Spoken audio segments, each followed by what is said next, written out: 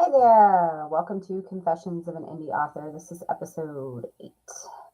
Unfortunately, I missed last week. I'm trying to do weekly. Sometimes it's really hard to get on here. Um, I, I have to say, life has been a bit challenging over these last couple months. Honestly, the last few years for me have been just a complete nightmare.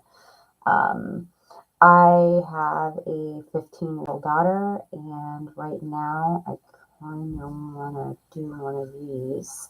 It just, she's driving me crazy, just absolutely crazy. So I'm just kind of struggling with life right now in general, and that's keeping up with just my regular life and my writer's life too. It's like I'm like Batman. I have one identity here, and then over here I have another one. Um, I feel like I almost need a clone sometimes because I end up juggling so much. It makes it really hard. I always manage to get everything done. Um, Sometimes it doesn't always work out like I planned, but usually I get from point A to point B. Sometimes I'm not really sure how, but hey, if it works, it works. Whatever. I'm just gonna go with the flow. This weekend was Memorial Day weekend, so I had a 3-day weekend. I did a lot around the house, not as much as I probably could have, but I took some time off. Number one, I wanted to watch the first 2 episodes of Obi-Wan. I have to say I was pleasantly surprised. In the scheme of those Star Wars Disney Plus series, I thought that Obi-Wan was better than the Book of Boba Fett, but not quite as good as The Mandalorian. I know a lot of people kind of hated on the Leia. They thought should be Luke, but it makes a lot of sense to me to make it Leia because then that kind of connects that character in A New Hope, why she knew Obi-Wan and why she was looking for him. Um, that was kind of interesting to me. Um, I also watched the entire season 4 of Stranger Things. That's the part 1, of course. I was really surprised and pleasantly surprised with they kind of really took those horror roots um, and made it like a centralized focus. I thought it was really great. I did like the twist, although being a writer, I often see the twist before. So I have to admit I saw that twist coming very early on in the season. I will have to say though that Millie Bobby Brown had made a comment that she thought that Stranger Things had too many characters, and I read that article and I kind of watched the season unfold. And in some aspects, I have to say she's kind of right. Um, Unless the writers can figure out what to do with a few of those characters, I thought they did a good job in developing Max. They took some opportunity to kind of develop Lucas a little bit. Um, of course, you have the Dustin and Steve dynamic, which is always wonderful. Nancy's a great character. Adding in Robin, the Robin and Nancy duo was nice.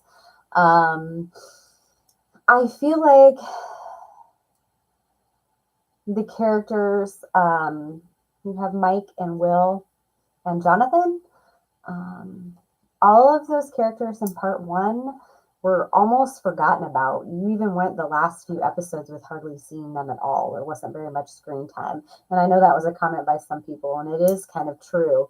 I don't think, number one, they know what to do with Will. He was such a central character in the first season, and now they're just kind of, I don't think they know what to do with him. And I don't know what the answer is to that. I'm hoping that they find it. It looks like there'll be this season 4 part 2, and then there'll be a season 5, and then that'll be the end. But it sounds like the writers have a plan to tie up all of the loose ends. Of course, you have the loose ends with, some of the team is over in Russia, and, just there was a lot of character development. They didn't develop all of them. And I'm hoping maybe in the second part, like they all come together and it works out.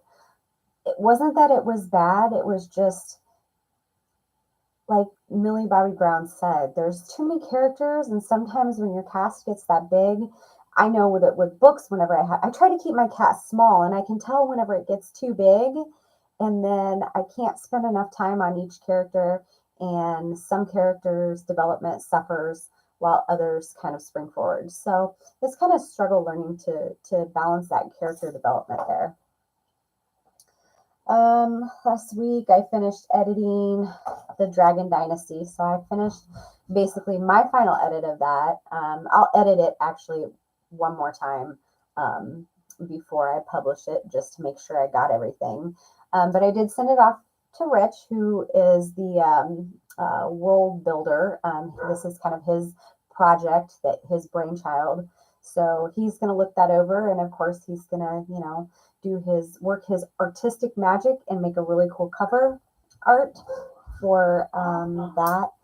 And then I started editing the third installment of Rune Masters, which is Glory. So I have an editing schedule. I took all the chapters, kind of how I do it. I look at how many chapters I have, and then I kind of have a target in mind of when I want to release them. This series has been released on our town festival, the Marigold Festival, in September. So I kind of look at, okay, well, what do I need to do to have this released for the Marigold Festival? It's my biggest event of the year. Hoping that Origins will be the newest big event of the year, but Marigold Festival has been the biggest for the last 3 years. So if I do that and I take the chapters, then I make out my schedule. So basically, if I can edit 3 chapters per week, I'll finish by mid-July. Now, keep in mind, some weeks will be busy and I might only edit 2, and some weeks I might be slow and I might edit 5, But my goal is to at least get through 3 if I can. If it needs to bleed over, that's fine. Then I know I need to just work harder the next week. But if I finish by mid-July, then I can order proof and I can get it in the hands of my beta readers by August, or even before August, depending on how I get things done. So if I can do that, then my beta readers can have a few weeks to read that, make their comments, turn those back in. I can finish my final edits, and then I can publish towards the end of July with a release date of, early September, and have inventory available for Marigold. I am kind of pushing it. I'm not sure I'm going to make that deadline, but that's my goal. If I don't make it, I don't make it. It's not the end of the world. I have a visitor who's coming to see me. It's the doggo. She wants to play. So Origins is kind of freaking me out. It's both exciting and terrifying at this event, all of the things that have to go into it. We're having our last final business meeting on Sunday to iron out any final details, make sure that we've got all our bases covered and that we've got everything taken care of. I know there was a mix-up with the badges, which was partially my fault.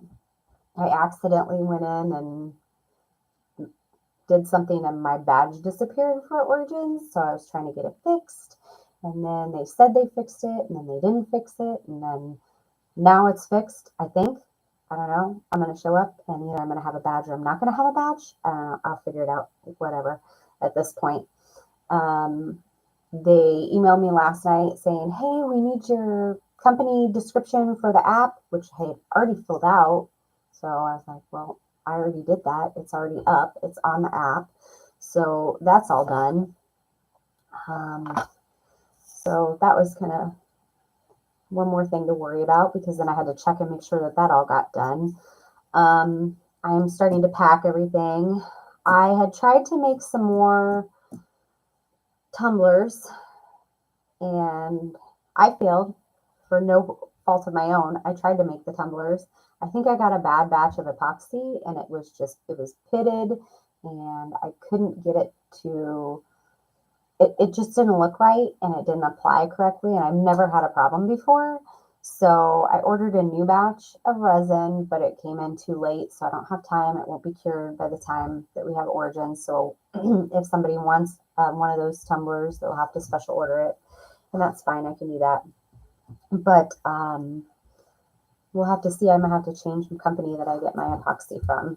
But thanks for tuning in this week. I'll see you next week.